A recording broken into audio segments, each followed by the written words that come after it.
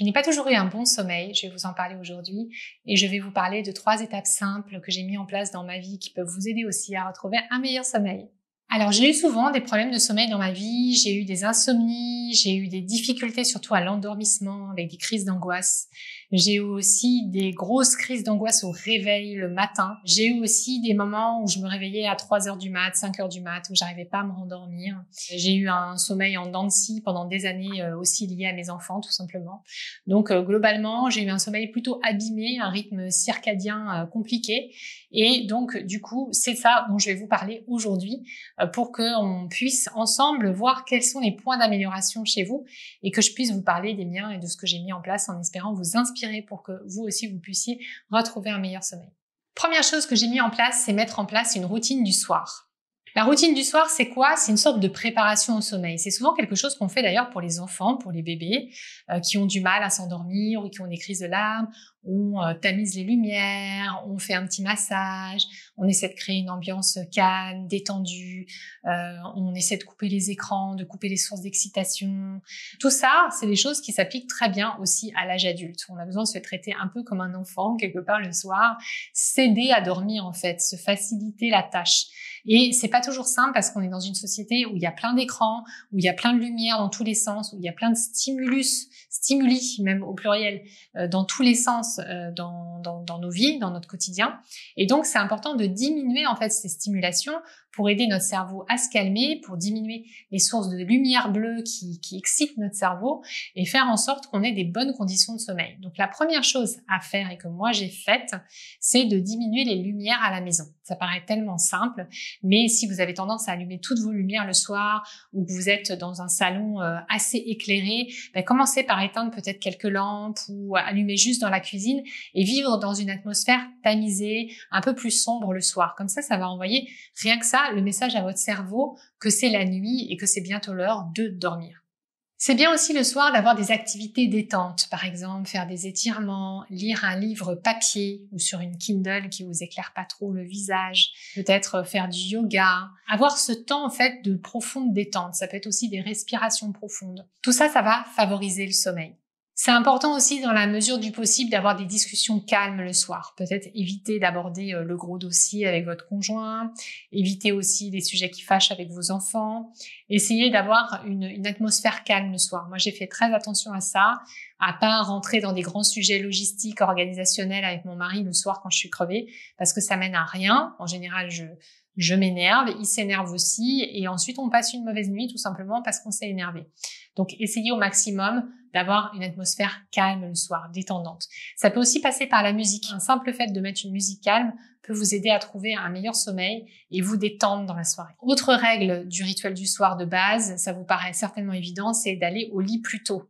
Ça veut dire couper les écrans plus tôt. Moi, j'essaye à 21h de plus avoir une seule source d'écran et de me consacrer à mon livre et à mon lit. Et aussi, aller au lit, ça ne veut pas forcément dire se coucher plus tôt, mais être déjà dans son lit, c'est déjà démarrer sa nuit. Et dans son lit, on peut lire, on peut aussi discuter. On n'est pas obligé de se coucher tout de suite, de fermer les yeux, de dormir. Mais déjà, être dans son lit, c'est déjà une préparation au sommeil. C'est d'autant plus vrai l'hiver dans les pays froids où votre lit est froid. Autant plutôt qu'attendre de vous coucher pour vous mettre dans votre lit froid, réchauffez déjà votre lit en y allant une demi-heure, 1 heure avant et du coup trouvant le sommeil beaucoup plus facilement en vous réchauffant. Donc, vous l'avez compris, mon conseil numéro 1, routine du soir à mettre en place. Et je vous ai donné pas mal d'idées autour de ça. Deuxième chose à avoir comme réflexe le soir, c'est d'essayer les compléments alimentaires. Je rencontre encore trop souvent de femmes parmi mes clientes qui me disent « j'ai des gros problèmes de sommeil » et quand je leur dis « est-ce que tu as essayé la valériane? Est-ce que tu as essayé la passiflore? Est-ce que tu as essayé la mélatonine ?» Tout le monde me dit « non, non, non ». Parce qu'en France, il y a encore cet imaginaire que quand on prend un complément alimentaire, c'est un médicament, qu'il faut avoir une prescription. Alors que pas du tout. On est tous en carence de pas mal de minéraux et de vitamines qu'on devrait prendre quasiment 6 mois de l'année vu notre mode de vie et notre façon de nous alimenter. Donc c'est pas du tout, ça n'a rien à voir avec des médicaments et ça peut vraiment beaucoup vous aider. La passiflore, la valériane, entre autres, il y a plein d'autres plantes peuvent vous aider à trouver un meilleur sommeil et vraiment essayez, vous allez voir, j'ai des résultats très différents chez mes clientes, mais j'en ai qui sont très sensibles aux plantes et qui ont des résultats formidables avec la passiflore ou la valériane.